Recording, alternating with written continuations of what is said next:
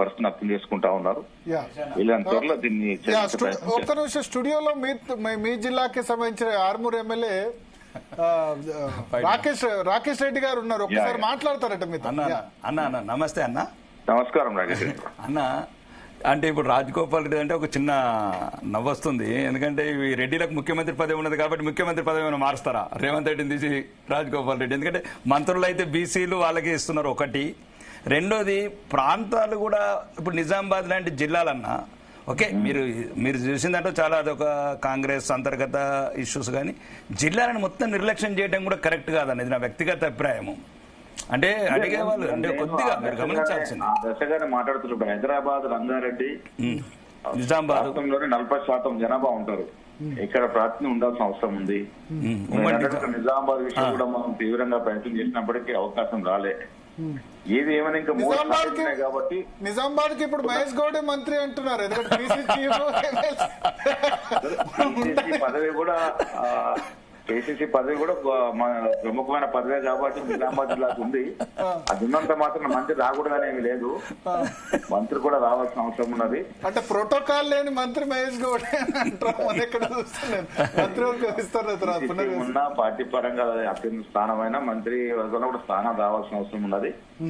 భవిష్యత్తులో ఇవన్నీ కూడా సర్ది చేసుకునే ప్రయత్నం చేస్తాము. ఒక్కటి మాత్రం వాస్తవం, మనకు ఎన్నడూ లేని విధంగా కింద జాతుల వారికి న్యాయం చేసే దశగా కాంగ్రెస్ అడుగులు వేసింది. కొంతమేర సక్సెస్ అయినాం, కొంతమేర సక్సెస్ అవ్వగలిగిన ఆ వర్గాలు సంతృప్తిగా ఉన్నాయి కాంగ్రెస్ పార్టీ.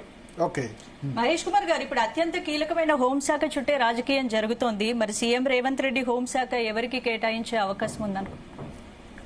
పోర్ట్ఫోలియో అలొకేషన్ అనేది ప్యూర్లీ సీఎం డిస్క్రిషనరీ.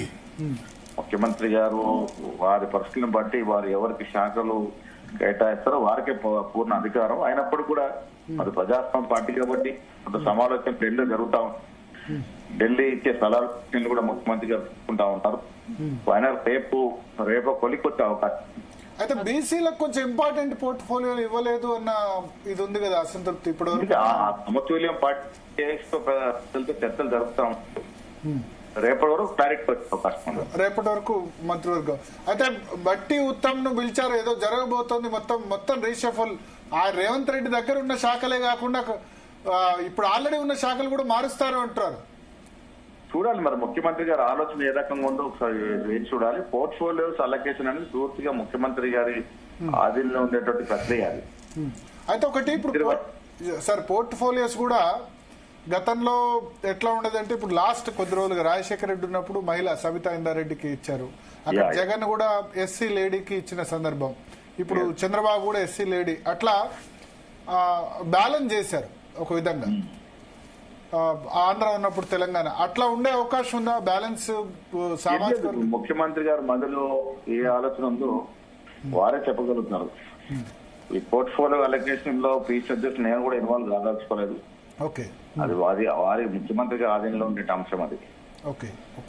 అయితే ఒకటి ఇక్కడ పిసిసి వైస్ ప్రెసిడెంట్ గానీ జనరల్ సెక్రటరీలో మోస్ట్లీ ఎక్కువ పాత పార్టీ ఉన్న వాళ్ళకి ఇచ్చారు కదా ప్రయారిటీ ఎక్కువ కాలం.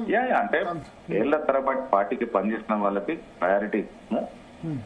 కొత్త వాళ్ళు కూడా కొంచెం ఎంకరేజ్ చేయాలి కాబట్టి ఒక 10 నుంచి 15% కొత్త వాళ్ళకు కూడా అవకాశం ఇచ్చాము. ఏళ్ల తరబడి ఎన్ఎస్ఏ, యూత్ కాంగ్రెస్, మహిళా కాంగ్రెస్ సేవాదల్లో పనిచేసిన వ్యక్తులు, మండల స్థాయిలో జిల్లా స్థాయిలో సేవలందించిన వ్యక్తులకి వాళ్ళ తీసుకునే అవకాశం ఇచ్చాం. దాంట్లో కూడా అన్ని కులాలు, అన్ని మతాలు, అన్ని ప్రాంతాలకు సంతృప్తి స్థానం ఇచ్చే ప్రయత్నం చేశాం. దాదాపు 90% మేము సక్సెడ్ అయ్యాం. కానీ చాలా జంబో కార్యవర్గం ఉంది, ఇంతమంది వైస్ ప్రెసిడెంట్. గతంలో కూడా మనకు 35 వైస్ ప్రెసిడెంట్స్ ఉన్నాయి, 86 జనరల్ సెక్రటరీస్ ఉన్నాయి పోయిన రేవంత్ రెడ్డి గారి కమిటీలో. ఇప్పుడు దాన్ని కుదించాం. 40 వైస్ ప్రెసిడెంట్స్ ని 27కు తీసుకెళ్ళగలిగినాం. 86 వైస్ ప్రధాన కార్యదర్శి మనం 69 తీసుకొచ్చినాం. అంటే భారతీయ జనతా పార్టీ లాంటి పార్టీలో ముగ్గురే ఉంటారు స్టేట్ లో జనరల్ సెక్రటరీలు. అట్లా మా పార్టీ పెద్దది, మాకు పని ఎక్కువ ఉంటది. వాళ్ళ మతం పేరిట రాజకీయాలు తప్ప వాళ్ళు క్షేత్రస్థాయిలో చేసేది ఏమి ఉండదు. సో మాకు పని ఎక్కువ ఉంటది కాబట్టి ఎక్కువ మంది ప్రధాన కార్యదర్శి అవసరం ఉంది మాకు. అయితే వర్కింగ్ ప్రెసిడెంట్లు ఆగిపోయినాయి సార్. కొంత ఇంకా దాని మీద సమాలోచన జరుగుతా ఉన్నాయి, కొద్ది కసరత్తు జరుగుతా ఉన్నాయి. కొద్ది రోజులు అది కూడా వస్తుంది. వర్కింగ్ ప్రెసిడెంట్ కూడా తొందరనే అయిపోతుంది. పిసిసి దానిలో జనరల్ సెక్రటరీ కానీ వైస్ ప్రెసిడెంట్ లో బీసీల రిప్రజెంటేషన్ ఎంత ఉంది? బ్రేకప్ అంటే టోటల్ 67 ఇచ్చారు. నేను పంపించాను మీడియాకి. ఇప్పుడు 69లో 26 మంది బీసీలు ప్రధాన కార్యదర్శులు ఉన్నారు. ఓకే. దీంట్లో కూడా దాదాపు 40%, 42% బీసీలకు ఇచ్చాం. ఓకే. అన్ని కలుపుకొని ఎస్సీ, బీసీ, మైనార్టీ కలుపుకొని వైస్ ప్రెసిడెంట్ 67% ఇచ్చాము. ప్రధాన కార్యదర్శులు 68% ఇచ్చాము.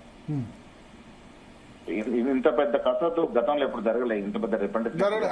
అందుకని నేను ఫస్ట్ మీ ఫోన్ కలిపినప్పుడే మనస్ఫూర్తిగా అభినందిస్తున్నా. మీరు వచ్చిన తర్వాత 2 సాధ్యమైంది కూడా. నేను అధ్యక్షుడు తెల్లారి నా ప్రమాణ స్వీకారం చేసేటప్పుడు చెప్పాను, నేను నా కమిటీలో అందరికీ సముచిత స్థానం ఉంటుందని. ఆ దత్తగానే చేయగలిగినాం. కానీ ఇప్పుడు ఓకే, ఇప్పుడు కర్ణాటకలో ఇదే పంచాయతీ నడుస్తుంది. మళ్ళా ఇవాళ క్యాస్ట్ సెన్సెస్ అక్కడ మళ్ళా చేయమని చెప్పారు. అక్కడ అగ్రవర్ణాలు ఆబ్జెక్ట్ చేస్తున్నాయి, లింగాయతులు గాని వక్కలిగాలు గాని. ఇక్కడ అటువంటి పరిస్థితి రాకుండా ఎట్లా చూస్తారు? ఇక్కడ రేవంత్ రెడ్డి గారు చిత్తశుద్ధితో చేయగలిగినారు, మొండిగా చేయగలిగినాడు కాబట్టి సాధ్యమైంది.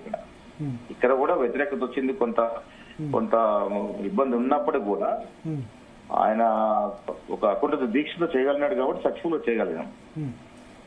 అయితే మీరు కూడా రాహుల్ గాంధీకి ప్రజెంటేషన్ ఇచ్చారు మొన్న, రాహుల్ గాంధీ గారు లేకపోతే మిగతా ఏఐసీసీ నేతలు క్యాస్ట్ సెన్సస్ గురించి. సో అప్పుడు అక్కడ ఏం అభిప్రాయం వ్యక్తమైంది? అక్కడ కూడా చాలా మంది దేశవ్యాప్తంగా జరగాలని.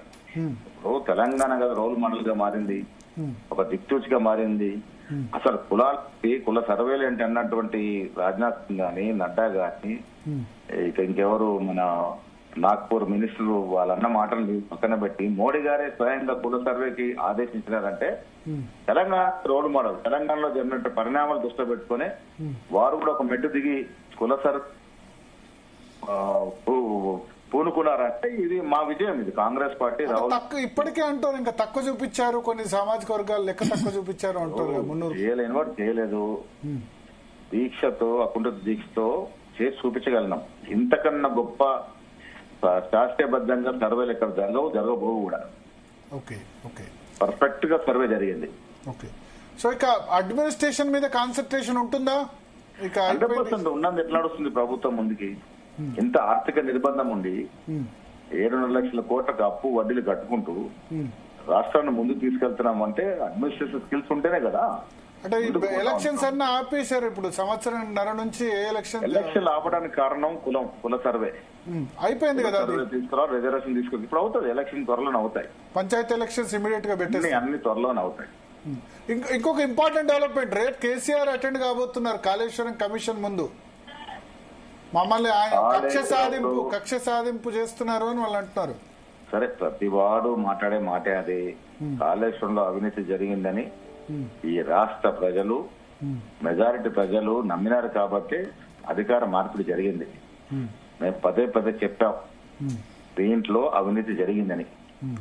ప్రాజెక్టు కూలిపోతా ఉన్నాయి. 3-4 ఏళ్లకి ప్రాజెక్టులు బీటలు వారినాయంటే ఎంత లోపభూయిష్టంగా కట్టాలో అర్థమవుతా ఉంది. అవినీతి జరిగింది. రేపు వరకు ఆ వాంగ్మూలం మీద ఆధారపడి కమిషన్ నిర్ణయం ప్రకటిస్తుంది. నిర్ణయం ప్రకటించిన తర్వాత చర్యలు. Right sir, thank you Mahesh Goud గారు, జీ తెలుగు న్యూస్ కోసం మీ సమయం కేటాయించినందుకు.